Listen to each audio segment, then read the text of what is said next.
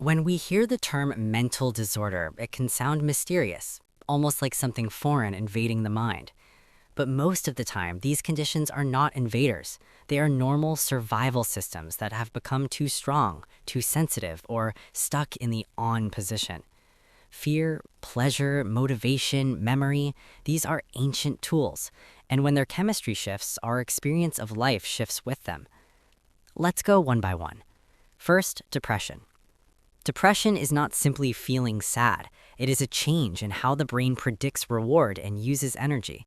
One of the key chemicals involved is dopamine, which helps you feel motivation and move toward things. When dopamine activity drops, the future can feel empty. Things that once excited you start to feel pointless. Another major player is serotonin, which helps regulate mood, emotional balance, and sleep. When serotonin systems are disrupted, negative thoughts become louder and harder to turn off. Long-term stress also raises cortisol. Too much cortisol over time can affect memory, concentration, and even physical health. The brain may start believing that conserving energy is the safest move, so it slows you down. Unfortunately, that slowdown often deepens isolation, which feeds the depression further. Think about someone who used to love playing football with friends every weekend. Slowly, getting ready feels heavier. Then it feels optional, then exhausting. Eventually, he stays home, telling himself he'll go next week, but next week comes with even less energy.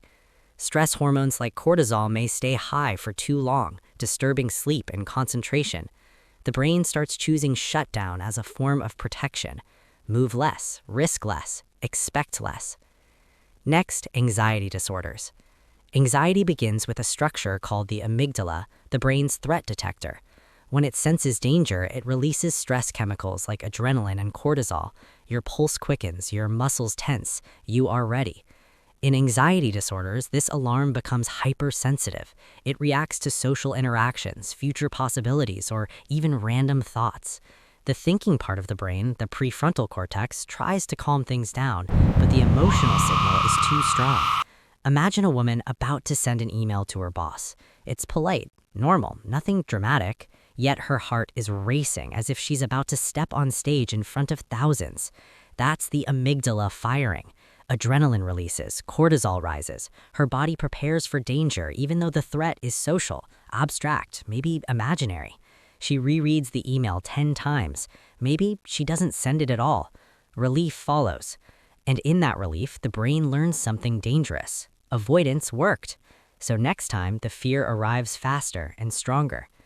Anxiety is a smoke detector, helpful unless it starts reacting to toast. Avoidance becomes the short-term solution, and each time you escape, the brain releases a bit of relief chemistry, which reinforces the fear response. The detector learns, good thing we ran, that must have been dangerous. Now, post-traumatic stress disorder, or PTSD. When someone experiences extreme threat, the brain prioritizes survival learning.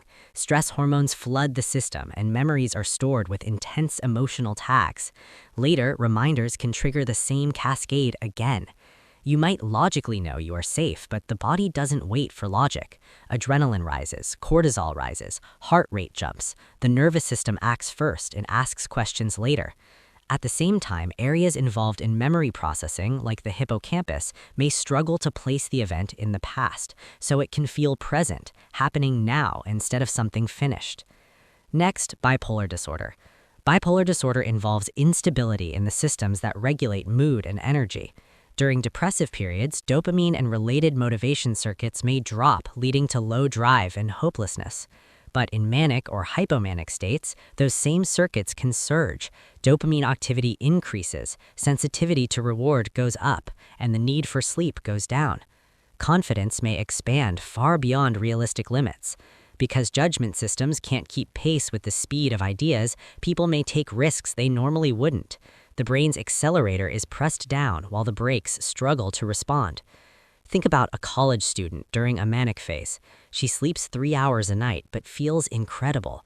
Ideas are flowing. She starts new projects, messages dozens of people, maybe spends money she doesn't have because every